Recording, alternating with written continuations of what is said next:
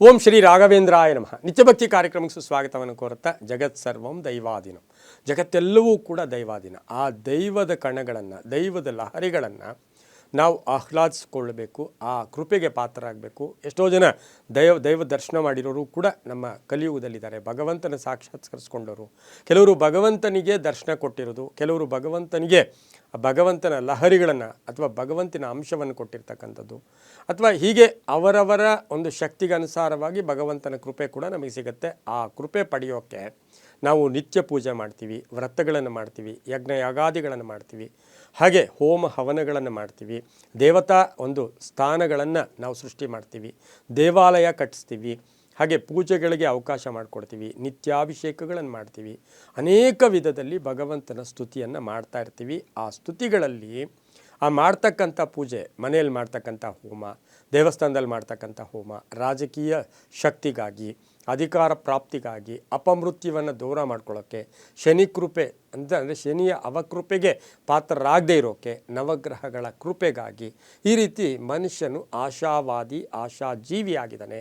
ಅವನ ಆಸೆ ಆಕಾಂಕ್ಷೆಗಳು ಈಡೇರಿಸ್ಕೊಳ್ಳೋಕ್ಕೋಸ್ಕರ ಪ್ರತಿಯೊಂದು ಕೂಡ ಭಗವಂತನಿಗೆ ಒಂದು ಅಪ್ಲಿಕೇಶನ್ ಹಾಕ್ಕೊಳ್ಳೋಕ್ಕೆ ನಾವು ಪೂಜೆ, ವ್ರತ, ಯಜ್ಞ, ಯಾಗಾದಿ, ಹೋಮಗಳನ್ನು ಮಾಡ್ತೀವಿ. ಇಲ್ಲಿ ಪ್ರಶ್ನೆ ಬರೋದು ಏನಂದರೆ, ಯಾವುದೇ ಸಂಕಲ್ಪ ಮಾಡಿದ್ದಾದಮೇಲೆ ನಾನು ವ್ರತ ಮಾಡ್ತಾಯಿದ್ದೀನಿ ಅಂತಕ್ಕಂಥ ಸಂಕಲ್ಪ ಮಾಡ್ತೀರಾ, ಯಜ್ಞ ಯಾಗಾದಿಗಳ ಸಂಕಲ್ಪ, ಮನೆಯಲ್ಲಿ ಪೂಜೆ ಕುಳಿತುಕೊಳ್ಳತಕ್ಕಂಥ ಮುಂಚೆ ಸಂಕಲ್ಪ, ನಾನೀಗ ಪೂಜೆ ಮಾಡ್ತೀನಿ ಅಂತಕ್ಕಂಥದ್ದೇ ಸಂಕಲ್ಪ.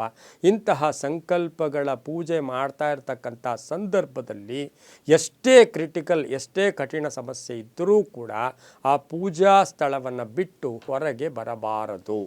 ಇದು ಯಾಕೆ ಇವತ್ತಿನ ದಿವಸ ಪ್ರಶ್ನೆ ಮಾಡ್ತಾಯಿದ್ದೀವಿ? ಎಷ್ಟೋ ಜನ ಒಂದು ಯಜ್ಞ ಯಾಗಾದಿಗಳು ಮಾಡ್ತಾ ಇರ್ತಕ್ಕಂಥ ಸಂದರ್ಭ, ಒಂದು ಫೋನ್ ಬಂದಾಗ, ಯಾರೋ ಕರೆದ್ರು, ಯಾರೋ VIP ಬಂದ, ಯಾರೋ ಒಬ್ಬ ದೊಡ್ಡ ವ್ಯಕ್ತಿ ಬಂದ, ಯಾವುದೋ ಒಂದು ರಾಜಕೀಯ ನೇತಾರ ಬಂದ ಅಂತ ಹೇಳಿದ ತಕ್ಷಣ ಆ ಸ್ಥಳದಿಂದ ತಾವು ಎದ್ದು ಹೋಗಿ ಅವ್ರನ್ನ ಮಾತಾಡೋಕ್ಕೆ ಹೋಗ್ತಿರಲ್ವ, ಆಗ ಆ ಪೂಜೆ ಪರಿಪೂರ್ಣ ಆಗುವುದಿಲ್ಲ.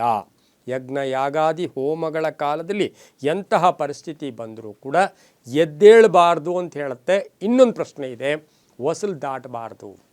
ನೀವು ಮನೆಯಲ್ಲಿ ಹೋಮ ಮಾಡ್ತಾಯಿದ್ದೀರಾ, ಒಂದು ಗಣಪತಿ ಹೋಮ, ಮೃತ್ಯುಂಜಯ ಹೋಮ, ಸತ್ಯನಾರಾಯಣ ಹೋಮ, ಸುದರ್ಶನ ಹೋಮ, ಹಾಗೆ ಎಷ್ಟೋ ಅನೇಕ ಹೋಮಗಳನ್ನು ನಿಮ್ಮ ಕುಟುಂಬದಲ್ಲಿ ಮನೆಯಲ್ಲಿ ಮಾಡ್ತಾಯಿದ್ದೀರಾ. ನವಗ್ರಹ ಹೋಮ ಇರ್ಬೋದು, ಹಾಗೆ ಆಯುಷ್ ಹೋಮ ಇರ್ಬೋದು. ಇವೆಲ್ಲವನ್ನು ಮಾಡ್ತಕ್ಕಂಥ ಸಂದರ್ಭದಲ್ಲಿ ನೀವು ಆ ಹೋಮ ಮಾಡ್ತಕ್ಕಂಥ ಸ್ಥಳ, ಹೋಮಕ್ಕೆ ಕುಳಿತಿದ್ದೀರಾ, ಮಾತಾಡ್ತಾ ಇದ್ದೀರಾ, ಭಕ್ತಿಯಾಗಿ ಭಗವಂತನಿಗೆ ಅರ್ಪಣೆ ಮಾಡ್ತಾಯಿದ್ದೀರಾ, ಎಲ್ಲೋ ಒಂದು 2 ನಿಮಿಷ ಸಿಕ್ತು, ಅಥವಾ ಅವರು ಪುರೋಹಿತರು, ಅರ್ಚಕರು, ವಿಪ್ರರು ಅವ್ರೇನು ಹೇಳ್ತಾರೆ, ಒಂದು 2 ನಿಮಿಷ ಅಂತ ಗ್ಯಾಪ್ ಕೊಡ್ತಾ ಇದ್ದೀನಿ ಅಂದಾಗ ಅಲ್ಲಿಂದ ಎದ್ದೋಗೋಕ್ಕೆ ನೀವು ಪ್ರಯತ್ನ ಮಾಡ್ತೀರಾ, ಫೋನಲ್ಲಿ ಮಾತಾಡಿಸ್ಕೊಂಡು ಮತ್ತೆ ಬಂದು ಕೂತ್ಕೋತೀರಾ. ಆದರೆ ಇದು ಮಾಡಬಾರ್ದು. ಹೊಸಲನ್ನು ದಾಟಬಾರ್ದು. ಹೊಸಲು ದಾಟಲ್ಲ, ಒಳಗಡೆನೇ ಮಾತಾಡ್ತೀವಿ, ಆದರೂ ಇಲ್ಲ.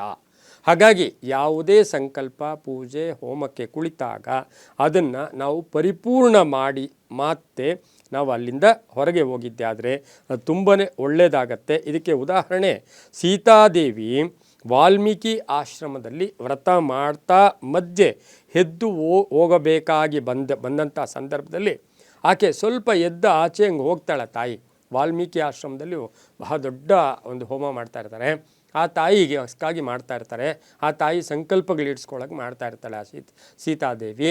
ಆದರೆ ಹೋಮದ ಮಧ್ಯೆ ಒಂದು ಸರಿ ಈ ರಾಮಾಯಣದಲ್ಲಿ ಬರುತ್ತೆ ಇದು, ಆ ತಾಯಿ ಜಸ್ಟ್ ಅಲ್ಲಿಂದ ಆ ಸ್ಥಳವನ್ನು ಬಿಟ್ಟು ಸ್ವಲ್ಪ ಆ ಕಡೆ ಹೋಗಿದ್ದಕ್ಕೆ ಎಷ್ಟೋ ಸಂಕಟಗಳನ್ನು ಎದುರಿಸಬೇಕಾಗಿ ಬರುತ್ತೆ. ಹಾಗಾಗಿ ನೀವು ಏನೇ ಪೂಜೆ ಮಾಡಿ, ಶ್ರದ್ಧೆ ಇರಲಿ, ಭಕ್ತಿ ಇರಲಿ, ನಂಬಿಕೆ ಇರಲಿ, ಆ ನಂಬಿಕೆ, ಶ್ರದ್ಧೆ, ಭಕ್ತಿ, ಸಂಕಲ್ಪ, ಆಮೇಲೆ ವ್ರತದ ವಿಧಾನ, ಹಾಗೆ ಶಿಸ್ತನ್ನು ಅಲ್ಲಿ ಇಟ್ಕೊಂಡಾಗ ಆ ವ್ರತ ಪರಿಪೂರ್ಣ ಆಗುತ್ತೆ ಅಂತ ಹೇಳ್ತಾ, ಇದನ್ನು ನಾವು ಚೆನ್ನಾಗಿ ಗಮನಿಸಿದ್ದೀವಿ. ಗೃಹ ಪ್ರವೇಶ ಕಾಲಗಳಲ್ಲಿರ್ಬೋದು, ಮಹಾನೇತಾರರು, ರಾಜಕೀಯ ವ್ಯಕ್ತಿಗಳು ದೊಡ್ಡ ದೊಡ್ಡ ಸಿಕ್ಕಾಪಟ್ಟೆ ಸ್ಥಾನಗಳನ್ನು ಪಡೆದಿರ್ತಾರೆ, ಸಿಕ್ಕಾಪಟ್ಟೆ ದುಡ್ಡು ಮಾಡಿರ್ತಾರೆ.